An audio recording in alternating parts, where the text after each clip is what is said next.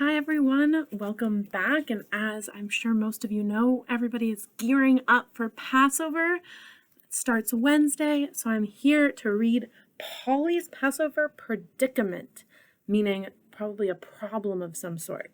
Alrighty, so let's see. Paulie's Passover Predicament by Jane Sutton, illustrated by Barbara Vagnozzi.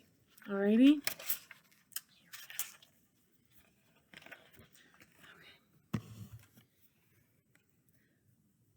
Paulie the musician rushed through his morning practice in his basement studio.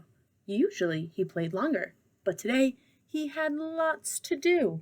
Passover starts tonight, he explained, and Paulie wanted his Passover Seder to be perfect. Paulie went to the grocery store early.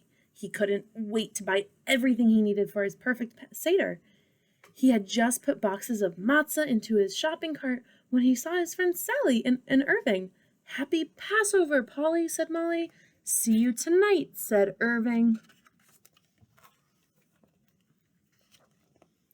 Paulie chose 2 candles for the table, and he filled his cart with lots of grape juice.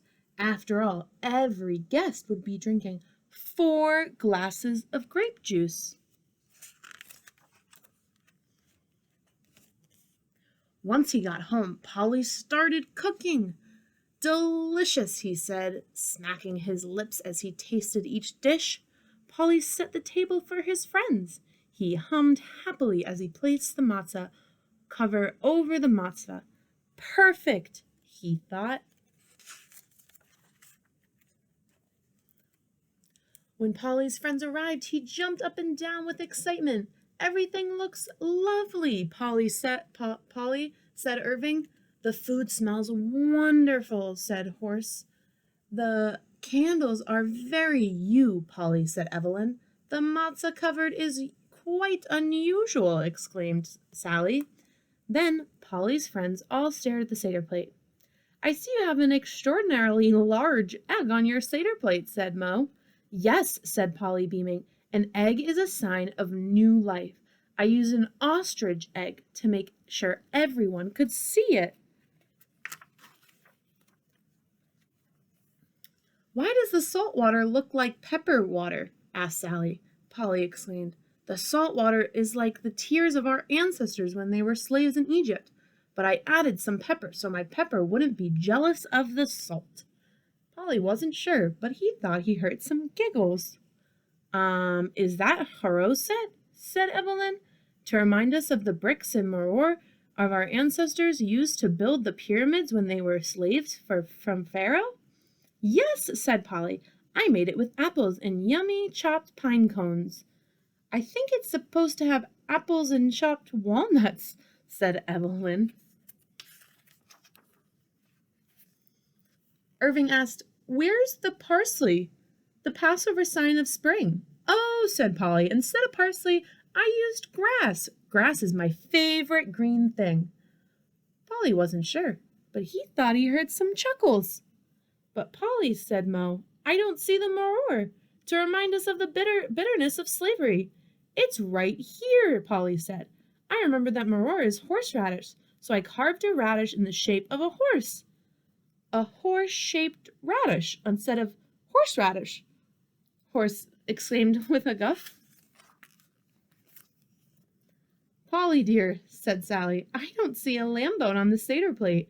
Remember, our ancestors ate lamb on Passover." "A lamb bone," said Paulie.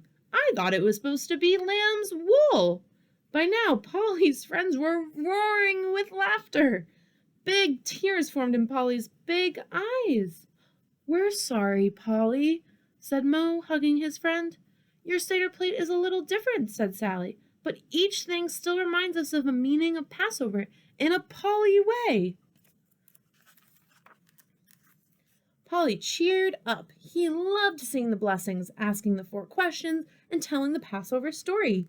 He loved the tasty food. He loved dipping the hoof in grape juice as he and his friends recited the 10 planks. Paulie asked Sally to hide the afikomen. When it was time to look for the afikomen, Paulie really wanted to be the one to find it. That would make up for his satyr's mistakes. Now, where could it be? Under a table, he found a missing hat. But where was the afikoman? Behind the couch, a long-lost stuffed animal. But still, Paulie was looking for the afikoman. He decided to look in the basement. He searched under his drum set and in the laundry basket. Oh boy, he looked in the dryer. There it was! Paulie clumped up the basement steps with the afikoman in his teeth. He pushed the door open with his hoofs and antlers, but the door wouldn't open. He bellowed for help, but his friends were having so much noisy fun searching for the afikoman that nobody heard him. Paulie sank down on the steps. His first Passover Seder was not perfect at all. He had used the wrong foods on the Seder plate, and now he was stuck in the basement. What a predicament, he thought, meaning what a problem. Suddenly, he had an idea. He knelt down and carefully slid the afikoman under the door.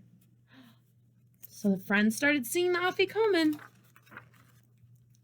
A moment later, the basement door flew open, and Paulie burst out free. "Paulie, there you all of his friends exclaimed. "You found the afikoman, Paulie," said the horse. "You get a reward."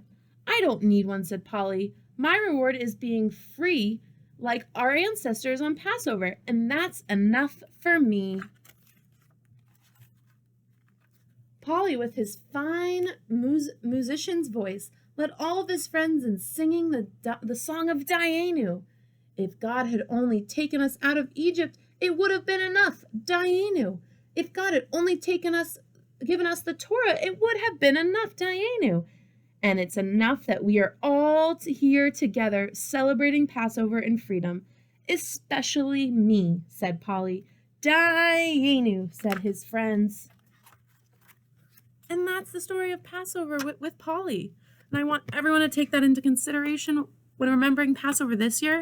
It might not look like it always does, but it's still Passover and we are free and we get to celebrate Passover with our family. Have a great day, everyone. Thanks for listening.